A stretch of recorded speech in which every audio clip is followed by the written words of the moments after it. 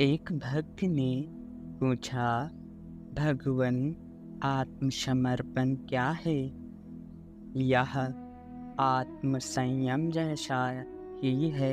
संस्कारों के कारण अहंकार कार्य करता है, उनके निवारण से संयम होता है।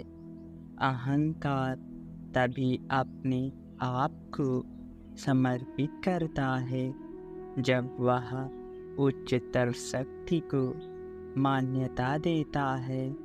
इस प्रकार की मान्यता ही आत्मसमर्पण है, अथवा अपने आप को समर्पण करना आत्म संयम है।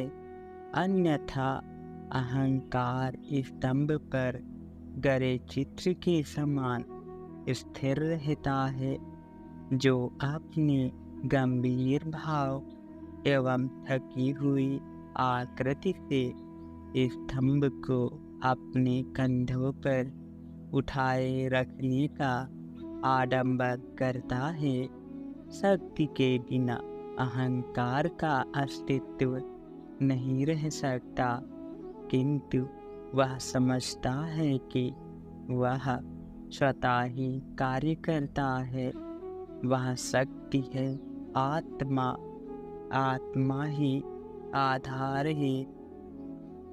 अहंकार का या अहंकार आत्मा रूपी शक्ति पर ही खड़ा रहता है और झूठा आडंबर करता है कि उसका अस्तित्व सच्चा है, किंतु अहंकार उस अंकुर के समान है जो बीज से प्रकट होकर जमीन के ऊपर दिखता है, किंतु वास्तविकता में यह अहंकार बीज से निकला हुआ स्थूल रूप है।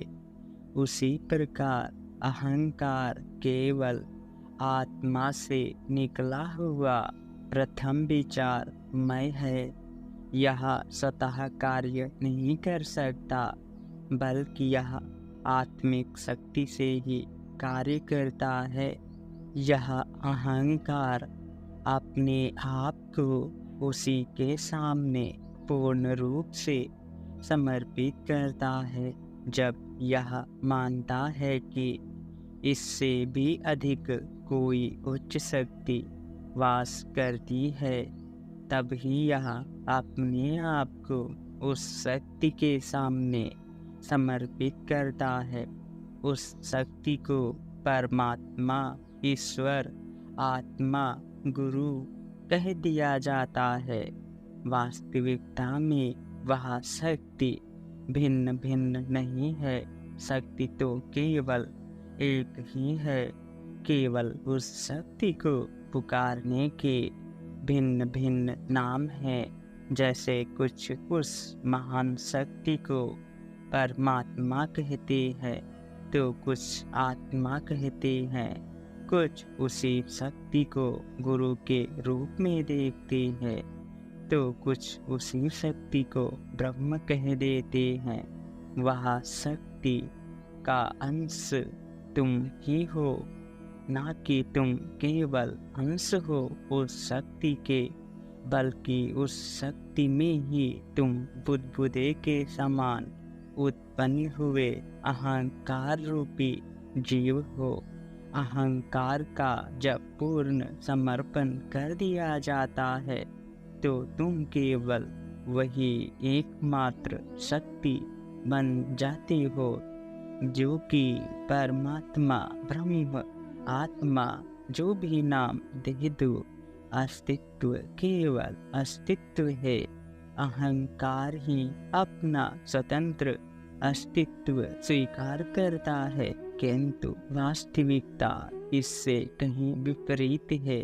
अहंकार का अस्तित्व नहीं है, केवल आत्मा का ही अस्तित्व है, जो कि तुम स्वयं अभी भी हो। इस प्रकार स्वयं का समर्पण स्वयं में ही कर दो। यह एक सच्चा आत्म समर्पण होगा। हरि ओम तत्सत।